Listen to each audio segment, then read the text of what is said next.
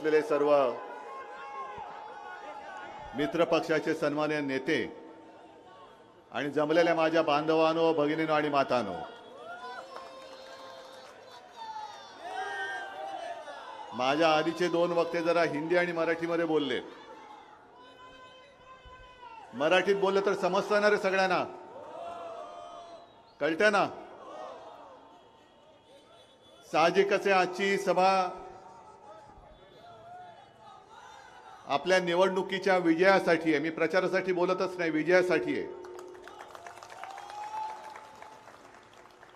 आणि लढत कोणामध्ये आहे हा पहिला प्रश्न जर का आपल्याला कोणी विचारला तर तुम्हाला सांगायला पाहिजे की एका बाजूला म्हणजेच आपल्या आईवरती वार करणारा आणि दुसऱ्या बाजूला त्याच्या समोर तुमच्यावरती जो अन्याय होतो त्या अन्यायावरती छातीवरती वार करणारा अनिल देसाई. हे दोन फरक आहेत. दोघेही वार करणारे आहेत, पण एकाने आपल्या आईच्या कुशीवरच वार केला, ज्याने राजकारणामध्ये जन्म दिला, आणि जो आईचा नाही होऊ शकला तो तुमचा काय होणार? म्हणजे नुसता गद्दार नाहीये, कोंबडी पण सोडा, आईवरती वार करणारी अवलाद आहे. आणि आता त्यांनी काही देऊ द्या, श्रीखंड देईल, दूध देईल, तर त्याला म्हणा तू गद्दारीचं शेण खाल्लंस. आणि आता भले श्रीखंड वगैरे, म्हणजे पहिलं हा उद्योग सुद्धा कसा सुरू केला, कुठून सुरू केला ते सुद्धा खणून काढावं लागेल. पण त्याच्यामध्ये मी काय जाऊ इच्छित नाही, कारण आपलं सरकार आल्यानंतर ईडी वगैरे आपल्याचकडे येणार आहेत, आपल्या हातात. तेव्हा बघू यांचं काय करायचं ते. आजची सभा बऱ्याच दिवसानंतर या परिसरात होते. निदान मी तरी या परिसरात बऱ्याच वर्षांनंतर आलोय आपल्याशी संवाद साधायला. निवडणूक तर लोकसभेची आहे आणि रोज पेपरमध्ये बघतोय की कधी न दिसणारे सगळे मोठमोठे दिल्लीवाले महाराष्ट्राच्या फेऱ्या घालायला लागलेत, आता वाऱ्या करायला लागलेत. मोदी येत आहेत, अमित शहा येत आहेत आणि येऊन जाऊन आपल्यावरती बोलून जात आहेत.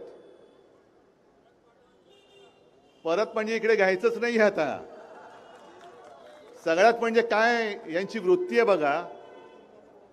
ज्या शिवसेनेने, म्हणजे आपण सगळ्यांनी गेल्या वेळेला काँग्रेस राष्ट्रवादी आपल्या विरुद्ध होते आणि आपण मूर्खासारखे यांना पंतप्रधान करायचं म्हणून महाराष्ट्र पिंजून काढत होतो. ज्या शिवसेनेनी, शिवसेना प्रमुखांच्या शिवसेनेनी मोदी पंतप्रधान व्हावेत म्हणून अपार कष्ट घेतले, शिवसेनेसोबत भाजपाचे सुद्धा लोक आम्ही निवडून आणली, तुम्हाला तिकडे बसवलं, तुम्ही आम्हाला 14 साली सुद्धा दगा दिलात आणि 19 साली तर दिलाच दिला. आणि आता तर आपल्या शिवसेनेला नकली शिवसेना म्हणतात. ही बघा माझी नकली का असली, नाणं खणखणीत आहे. बरं, आज आणखीन एक जरा गंमत झाली. इंडियन एक्सप्रेसमध्ये मी एक मुलाखत दिली आणि मुलाखत त्या महिला होत्या, त्यांनी पत्रकार होत्या, त्यांनी मला विचारलं की तुम्ही जे सांगतायत की 2.5 वर्षाचं ठरलं होतं. म्हटलं ठरलंच होतं. शिवसेना प्रमुखांची खोली मातोश्रीत मी जिथे राहतो तिथे वरती आहे. त्या खोलीत अमित शहा आणि मी दोघं जण बसून ते ठरवलं होतं. आणि मी माझ्या आईवडिलांची शपथ घेतले, तुळजाभवानीची शपथ घेतले. आईवडिलांशिवाय दुसरं दैवत कोणतं? तुळजाभवानीशिवाय आणखीन दैवत कोणतं? छत्रपती शिवाजी महाराज आहेत, बाबासाहेब आहेत. पण देवदेवतांची शपथ घेऊन मी बोललो. आणि मग पुढे मी त्यांना सांगितलं की साधारणतः याच काळामध्ये, म्हणजे फेब्रुवारी, तो पुलवामाचा हल्ला कधी झाला होता ती तारीख असणार, त्याच पलीकडे अमित शहा आले होते आणि त्यांना मी सांगितलं होतं की 2.5 वर्षाचं. ते म्हणाले ठीक आहे. त्याच्यानंतर 2-3 महिन्यांनी लोकसभा निवडणुका होत्या, त्याच्यानंतर 4-5 महिन्यांनी विधानसभा निवडणुका होत्या. त्या 4-5 महिन्याच्या काळात देवेंद्र मुख्यमंत्री होते. मला म्हणाले की उद्धवजी, तुम्ही आदित्यने तोपर्यंत विधानसभा लढवण्याचा निर्णय घेतला होता, आधी लोकसभेच्या वेळेला विधानसभेचा विचारच केला नव्हता. मला देवेंद्र म्हणाले म्हणजे कसा कोपराला गुळ लावतात ते बघा. मला म्हणाले, उद्धवजी मी काय करतो, आदित्यला चांगला ग्रूम करतो, म्हणजे चांगला तयार करतो, मग 2.5 वर्षानंतर त्याला आपण मुख्यमंत्री करू. म्हटलं हो, काहीतरी त्याच्या डोक्यात घालू नका, लहान आहे तो, त्याला पहिलं आमदार म्हणून तो त्याची कारकीर्द सुरू करतोय, तुम्ही त्याला तयार नक्की करा, पण लगेच मुख्यमंत्रीपद वगैरे डोक्यात काही घालू नका. पण पुढचा प्रश्न माझा असा होता की समजा आदित्यला मुख्यमंत्री करा तुम्ही म्हणताय, मग तुम्ही एवढे ज्येष्ठ नेते या मुलाच्या हाताखाली काम करणार तुम्ही? माझा प्रश्न बरोबर होता का चूक? मग तेव्हा ते म्हणाले की नाही, काय 2.5 वर्षानंतर मी वरती जाणार. म्हटलं एवढं लवकर? नाही तसं नाही, म्हणजे मी दिल्लीत जाणार. म्हटलं असं सांगा ना नीट, वरती जाणार म्हणजे काय 2.5 वर्षानंतर वरती जाणार? म्हटलं असं नका करू हो. त्याला नाही वरती जाणार. म्हटलं बरं वर जाऊन काय करणार? काय पाऊस पडणार? नाही नाही, आपल्याला जरा कसं आहे, अर्थ खात्यातलं जरा बरं कळतं, म्हणजे यांना अर्थमंत्री व्हायचं होतं. हे सगळं ठीक आहे, या सगळ्या डिटेलमध्ये मी जात नाही. पण आज ते जे बोलले आज चरफडले, कारण मी हे त्यांचं बिंग फोडलं. मग चरफडल्यानंतर ते भरकटले, मला भ्रमिष्ठ म्हणाले. ठीक आहे, मी भ्रमिष्ठ आहे की नाही लोक ठरवतील, पण तुमची हालत जी आज झालेली आहे देवेंद्रजी फार वाईट आहे. आज चरफडून ते काय बोललेत, हे उद्धव ठाकरे भ्रमिष्ठ झालेत. आधी म्हणाले अमित शहाना कुठल्या तरी खोलीत घेऊन गेले, नंतर म्हणाले देवेंद्रनी शब्द दिला. अहो देवेंद्र, जनाची नाहीतरी मनाची ठेवा, दोन्ही तुम्हाला नाहीये, आम्हाला माहिती आहे. लाज लज्जा सोडलेला कोडगा माणूस आहे. कारण ज्याला तुम्ही कुठली तरी खोली म्हणताय, ती खोली तुमच्यासाठी कुठल्या तरी खोल्या बऱ्याच असतील, त्या खोल्यांमध्ये तुम्ही काय करता आम्ही नाही बघू इच्छित. पण ज्याला कुठली तरी म्हणताय ती कुठली तरी नाही, मातोश्रीमध्ये ज्याला आम्ही मंदिर मानतो ती बाळासाहेबांची खोली आहे. आणि त्याच खोलीत अमित शहा नाक रगडायला आले होते बाळासाहेबांच्या फोटो समोर, तीच ती खोली. आणि त्या खोलीत अमित शहानी तुम्हाला नो एंट्री केली होती, मी नाही. अमित शहानी सांगितलं होते तू बाहेर बस, तू बाहेर बस, दोन मोठी माणसं बोलतायत, तू बाहेर बस. मग तुम्हाला माहिती पण नाही. आणि त्याच खोलीमध्ये अटलजी आले होते, अडवाणीजी आले होते, राजनाथजी आले होते, प्रमोदजी यायचे, गोपीनाथजी यायचे. पण तुम्हाला तुमच्या नेत्यांनी बाहेर बस सांगितलं होतं, मी नव्हतं. त्याच्यामुळे तुम्हाला त्या खोलीचं महत्त्व माहिती नाही आहे. ती खोली आमच्यासाठी मंदिर आहे. आणि तिला तुम्ही नालायक माणसा, तू कुठली तरी खोली म्हणतोस. होय, मी आज मुद्दामून नालायक म्हणतोय, कोडगा म्हणतोय, कारण माझ्या भावना या त्या बाळासाहेबांच्या खोलीबद्दल या अत्यंत संवेदनशील आहेतच. कधी कुठे जाताना, चांगलं कार्य करायला सुरू करताना त्या खोलीत जाऊन आम्ही शिवसेना प्रमुखांच्या तसबिरीसमोर आणि माझ्या माचा फोटो आहे त्याच्यासमोर नतमस्तक होतो. एवढं पावित्र्य आम्ही त्या खोलीला दिलेलं आहे. आणि तिला तुम्ही कुठली तरी खोली बोलता? जाऊ द्या, तुमच्या विचाराची खोलीच तेवढी आहे, विचारायला खोलीच नाही तुमच्या, उथळ विचारायचे तुम्ही आहात. आज जे तुमच्या विरुद्ध चहू बाजूनी देशामध्ये सगळे जे काय रान पेटलेलं आहे, ते रान तुम्हाला विझवता येत नाहीये. अनेक ठिकाणी गावागावामध्ये तुमच्या सगळ्या चेला चपाट्यांना गावबंदी झालेली आहे. अगदी अशोक चव्हाणांना बघा, त्यांच्या सभेमध्ये लोकांनी गोंधळ घातलेला आहे. आता अशोक चव्हाणांना वाटत असेल, अरे मी जो काय काँग्रेसमध्ये होता तो बरा होतो, मला निदान लोक विचारपूस तरी करायची, आता घामच पुसावा लागतोय. विचारपूस तर सोडूनच द्या, गावातून पण हाकलून दिले त्यांना. म्हणजे एवढी वाईट हालत झालेली आहे. आणि हे मोदीजी जे आता येत आहेत सगळ्यांना, म्हणजे 2014 साली काय तुम्हाला सांगितलं होतं, 19 साली काय सांगितलं होतं, 14 साली सांगितलं होतं 5 वर्षांनी तुमच्या हातामध्ये ह्या गोष्टी असतील, 19 साली सांगितलं आणखीन 5 वर्षांनी असतील. आता 5-10 वर्षाचा हिसाबच नाही, एकदम 2047 साली तुमच्या हातामध्ये बघा काय असेल. 2047 साल कोण बघणार आहे? मोदीजी, मी कोणाचं वाईट चिंतत नाही. मग तुम्ही 2047 सांगतो, मी सांगतो 2050 साली बघा मी काय देतो तुम्हाला. मग काय वाटेल ते बोलायचं, उगाच काहीतरी सांगायचं. तुम्ही आज सगळेजण इकडे आलेला आहात, सगळ्यांना मी घर देणार, देशातल्या 140 कोटी लोकांना मी फुकट धान्य देणार, मी इथून चंद्रावरती रस्ता बांधणार.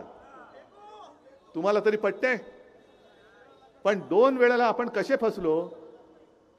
आपण काय विचार केला सगळ्यांनी? समजा मी तुम्हाला सांगितलं मी इथून चंद्रावरती डायरेक्ट तुम्हाला ब्रिज करून देईन. मी सगळ्यांना विचारतो महाविकास आघाडीतल्या, तुम्हाला शक्य आहे भाई? शक्य आहे? नाही आहे. पण मी सांगतो, मग तुम्ही काय विचार कराल, अरे माहिती मला होणार नाही, हे तर नाहीच सांगतायत, पण हा सांगतोय देणार, तर हा देणार सांगतोय, याला मतं तर देऊन बघू. मग झालं, मत दिलं की अच्छे दिन आएंगे, 15 लाख रुपये येणार, या सगळ्या थापा. आणि आता एवढ्यावरती शिल्लक नाही राहिलेलं. भाई तुम्ही जे बोललात की ही मुंबई अशीच नाही मिळाली, आणि 105 हुतात्मे हे नोंद झालेले हुतात्मे आहेत. पण त्याच काळामध्ये एक परदेशी व्यक्ती, पत्रकार महिला ताया झिंकिन या मुंबईमध्ये आल्या होत्या. त्यांनी एक पुस्तक लिहिलंय, रिपोर्टिंग इंडिया. त्या पुस्तकात त्यांनी नमूद केलंय की जो गोळीबार तेव्हा झाला होता आणि जे गोळीबारामध्ये मृत्युमुखी पडले होते त्यांना बघायला त्या हॉस्पिटलमध्ये गेल्या, तेव्हा जवळपास 200 ते 250 शव त्यांच्या समोर अशी पडलेली होती. 200 ते 250. ही एवढी रक्त सांडून मिळवलेली ही आम्ही मुंबई आहे. घाम गाळून कष्ट करून कमावलेली ही मुंबई आहे. आणि मुंबई ही देशातली सगळ्यात जास्त कर भरणारी एक नगरी मुंबई, आर्थिक केंद्र, आर्थिक राजधानी. आणि हेच त्या मोदी शहांच्या पोटामध्ये दुखतंय. मुंबई कशी काय असू शकते? अहमदाबाद असायला पाहिजे. मग जे मुंबईमध्ये आहे ते घेऊन जा अहमदाबादला. हिरे व्यापार घेऊन गेले, इतर अनेक गोष्टी ज्या कर रूपाने आपल्याला महसूल देत होते ते सगळेचे सगळे उद्योग आणि ऑफिस, अगदी सिमेंट पासून त्या अडानीमध्ये कुठली सिमेंटची कंपनी घेतली, ती कंपनी सुद्धा त्यांनी ऑफिस अहमदाबादला, गुजरातला घेऊन गेले. माझं गुजरातबद्दल काही असूया नाहीये, गुजरातबद्दल काही द्वेष आहे असं अजिबात नाही. उद्या आपलं इंडिया आघाडीचं सरकार आल्यानंतर गुजरातच्या हक्काचं काय असेल ते आम्ही जरूर देऊ. गुजरातवरती अन्याय करणार नाही, अजिबात करणार नाही. पण मोदी जे करतायत की तुम्ही माझ्या महाराष्ट्राच्या तोंडातला घास काढून जे गुजरातला भरवत आहात, तो घास आम्ही तुम्हाला काढू देणार नाही. आता मोदीजी, आम्हीच तुम्हाला गुजरातला पाठवल्याशिवाय राहणार नाही. तुम्ही सगळं आमच्याकडनं गुजरातला नेताय ना, मग आता जा, तुम्ही पण गुजरातमध्ये जा. तुम्ही नका जाऊ दिल्लीमध्ये, जा परत. अनेक ठिकाणी आज तर मी व्हिडिओ बघितला, घोषणा दिल्या जात आहेत, गो बॅक मोदी. हे संपूर्ण चित्र आज महाराष्ट्रामध्ये आहे आणि देशामध्ये आहे. आज मुंबई महापालिका जी लुटली जाते, जवळपास 1.5-2 वर्ष झालं मुंबई महापालिकेची निवडणूकच घेत नाहीत. एक प्रशासक तिकडे डोक्यावर ठेवलेला आहे आणि त्याच्या माध्यमातून ही लूट सुरू आहे. आणि काय काय गोष्टी ऐकल्यानंतर तर एवढं तळपायची आग मस्तकात जाते. 2012 सालापर्यंत तुम्हाला सगळ्यांना माहिती पाहिजे ही गोष्ट, मुंबई महापालिका ही तोट्यामध्ये होती, त्रुटीमध्ये होती. 640 कोटी रुपये मुंबई महापालिका त्रुटीमध्ये होती. ती आत्तापर्यंत, जेव्हापर्यंत महापालिका विसर्जित झाली तेव्हा शिवसेनेची जी सत्ता होती त्यावेळेचा आकडा 90,000 कोटीच्या फिक्स डिपॉझिटमध्ये आपण ठेवी ठेवल्या होत्या. 640 कोटी मायनस पासून 90,000 कोटी प्लस पर्यंत गेलेली आपली महापालिका. आणि हा सगळा कॉन्ट्रॅक्टरचा कारभार जो चाललेला आहे, उगाच आम्ही बोलत नाही सूटबुटकी सरकार.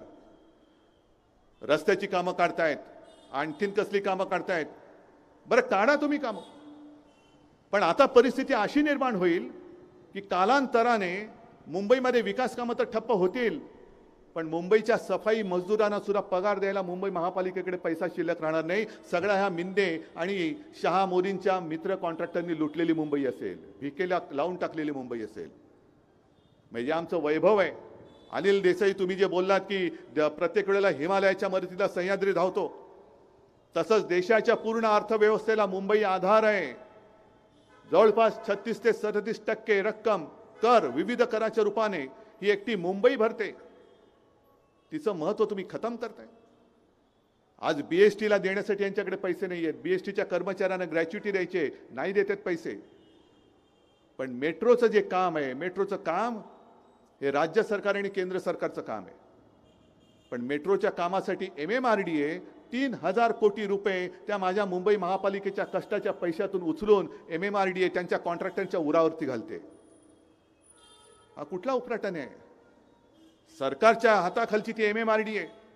मुंबई महापालिकेला किती वर्ष झाली? 100, 125, 150 वर्ष झाली. आणि MMRDA आत्ता आली.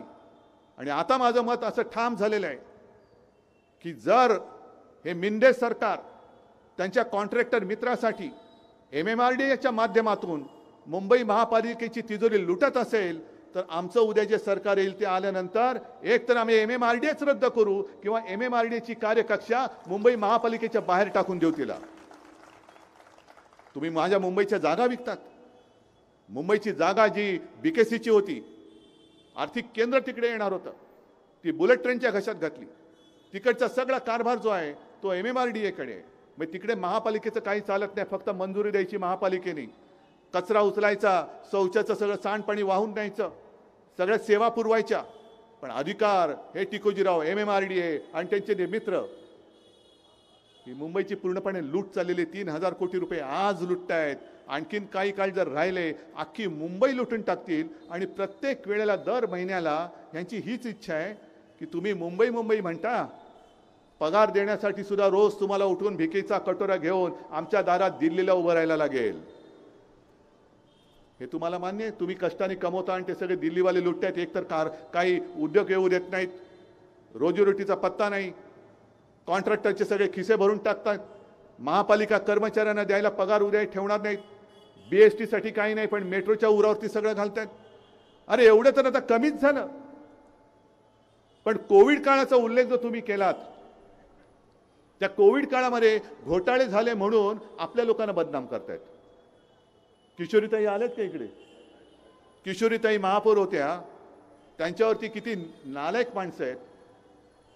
त्या बॉडी बॅगचा घोटाळा केला. म्हणजे जसा अटलजींच्या सरकारमध्ये जॉर्ज फर्नांडिस यांच्यावरती कारगिलच्या युद्धात शवपेटिकांचा घोटाळा म्हणून बोंबाबोंब झाली होती, त्यातनं काय निघालं नाही निघालं तुम्हाला माहिती आहे. पण आता कोविडच्या काळात मुंबईने जे अतुलनीय काम केलं, त्या कामाला कुठेतरी कलंक लावायचा म्हणून कसा घोटाळा झाला. खिचडीमध्ये घोटाळा, बॉडी बॅगमध्ये घोटाळा.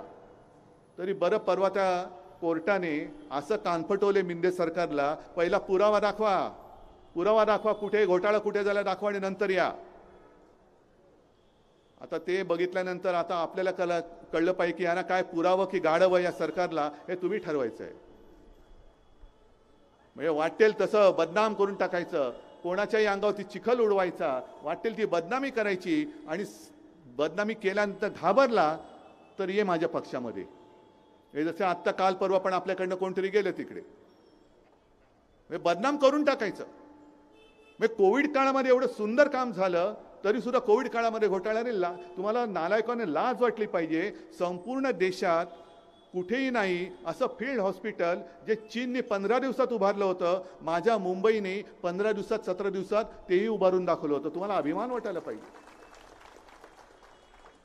अख्ख्या महाराष्ट्रामध्ये कोविडची चाचणी करणारी जी काही केंद्र होती, लॅब होत्या, त्या फक्त 2 का 3 होत्या.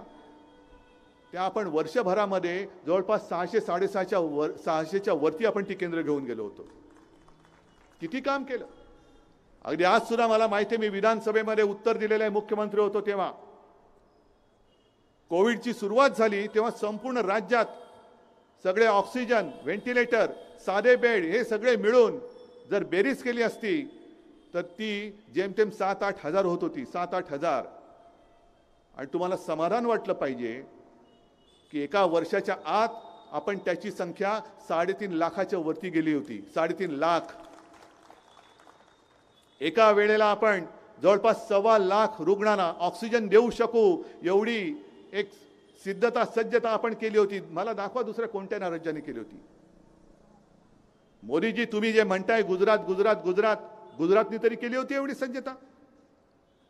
तुमच्या कोणत्या राज्याने एवढी सज्जता केली होती दाखवा. आणि माझं ते जे काय कौतुक झालं, देशातला सर्वोत्तम मुख्यमंत्री म्हणून, हे माझं कौतुक नव्हतं, ते माझ्या जनतेचं आणि माझ्या शासकीय यंत्रणेचं कौतुक होतं. मी एवढा काही मूर्ख नाही लगेच काहीतरी दुसऱ्याचं श्रेय घ्यायला नाही. जे मी सांगत होतो तुम्ही ऐकत होतात, म्हणून आपण मुंबई आणि महाराष्ट्र वाचवू शकलो. पोलीस असतील, अगदी वैद्यकीय सेवा देणारे कर्मचारी असतील, त्यांनी सुद्धा जीवावरती बेतू दे पण आम्ही रुग्ण वाचवणार. आणि अशीच एक रुग्णसेविका पुण्याच्या ससून हॉस्पिटलमध्ये रुग्णाची सेवा करताना कोरोना होऊन तिचं निधन झालं. तिचं नाव अनिता पवार. आपण सरकारने जाहीर केलं होतं, कोविड योद्ध्यांना जर कोविड काळामध्ये कोविडने मृत्यू झाला तर 50 लाख रुपये देऊ. मग ती अनिता पवार तिचा मृत्यू झाल्यानंतर, कोविडने मृत्यू झाल्यानंतर तिच्या यजमानाने सरकारकडे मागणी केली, ह्याच शिंदे सरकारकडे. नाही म्हणाले, नाही देता येणार. मग ते कोर्टात गेले. कोर्टाने तिकडे पण कान फटवलं आणि कोर्टाने याला सरकारला विचारलं की तुमच्यात काही संवेदना आहेत की नाही, माणुसकी काय आहे की नाही. तुम्ही कोविडमध्ये ज्यांनी आपले प्राण गमावले त्यांच्या जीवाचं मोल तुम्हाला आहे की नाही. म्हणजे सगळं आणि सगळं फक्त माझ्या कॉन्ट्रॅक्टरसाठी. कोविडमध्ये मेले तर मरू द्या, कोविडमध्ये रुग्णाची सेवा करताना मेले तरी मरू द्या. अशा पद्धतीने हा कारभार चालणार असेल आणि आपल्या डोळ्यात देखत जर का माझ्या महाराष्ट्राचं आणि मुंबईचं वस्त्रहरण होत असेल तर तुम्ही सगळे मर्द नुसतं डोळ्यावरती पट्टी बांधून बघत बसणार. ही गद्दारी झाली ती केवळ शिवसेनेशी, केवळ माझ्याशी नाही झाली, ही गद्दारी तुमच्याशी पण झालेली आहे. ज्यांनी त्यावेळेला या गद्दारावरती, ज्यांनी आपल्या आईवरती वार केला, राजकीय आईवरती वार केला, शिवसेनेवरती वार केला, त्यांच्यासाठी मेहनत केली होती, त्याला जिंकून आणलं होतं, त्या सगळ्या निष्ठावंत, कडवट आणि मतदारांवरती सुद्धा त्यांनी वार केलेला आहे. त्यांच्याबरोबर त्यांनी गद्दारी केलेली आहे. आणि म्हणून मला असं वाटतं निर्णय काय हा स्पष्ट आहे.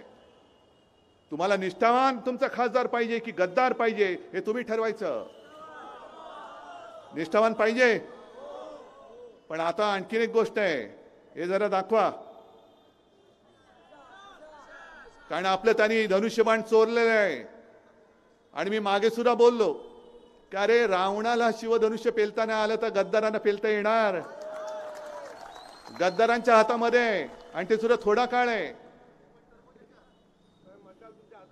आणि मशाल द्या, माझ्याच काय सगळ्यांच्या हातामध्ये मशाल द्या. द्या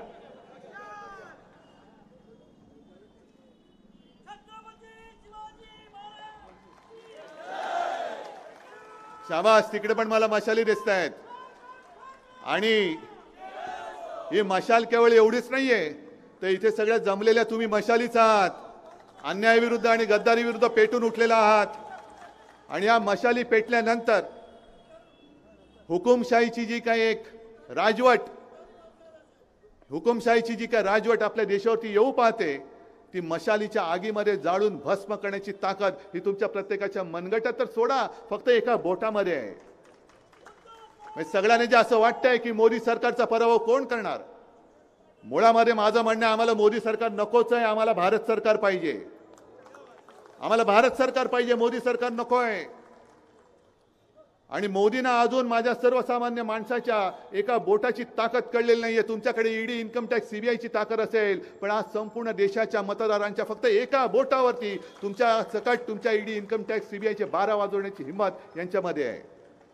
आणि म्हणून उद्यापासून आता मी ग्रामीण भागामध्ये दौऱ्यावरती जाईनच. आपली एक प्रचाराची सांगता सभा मला वाटतं 17 तारखेला होणार आहे. त्यावेळेला पुन्हा तुमच्याशी संवाद साधेन. पण तोपर्यंत तुम्ही ही आपल्या या वॉर्डामध्ये आपली मशाल, जिथे जिथे आपल्या मुंबईमध्ये जे जे आपले मित्र पक्ष आहेत त्यांच्या निशाण्या या प्रत्येक कार्यकर्त्यांनी प्रामाणिकपणाने लोकांसमोर घेऊन जायच्या आहेत. मग जिथे पूर्ण महाराष्ट्रभर जिथे शिवसेनेची मशाल असेल तिथे शिवसेनेची मशाल, काँग्रेसचा हात असेल तिकडे काँग्रेसचा हात, आणि जिकडे राष्ट्रवादीची ही तुतारी असेल तिकडे तुतारी ही घराघरामध्ये घेऊन जा. हातामध्ये मशाल धरून विजयाची तुतारी, विजयाचं रणशिंग फुंका. जय हिंद, जय महाराष्ट्र, जय भीम.